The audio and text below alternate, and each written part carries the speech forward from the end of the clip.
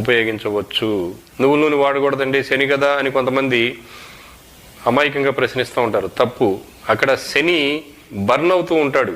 అంటే నువ్వుల నూనె బర్న్ అవుతూ ఉంటుంది అంటే తగలబడుతుంది.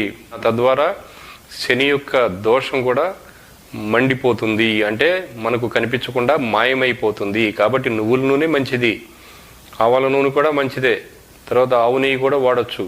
లేదా ఇంకేదన్నా నూనె మీకు అందుబాటులో ఉండి సహజ సిద్ధంగా వచ్చేటువంటి నూనె అయితే దాన్ని కూడా మీరు వాడుకోవచ్చు. సన్ఫ్లవర్ ఆయిల్ వాడుకోవచ్చు. ఏదైనా ఏ నూనె అయినా కానీ వాడండి మీకు. ఎందుకంటే ఇప్పుడు ప్రస్తుతానికి నువ్వుల నూనె కూడా దొరకటం లేదు.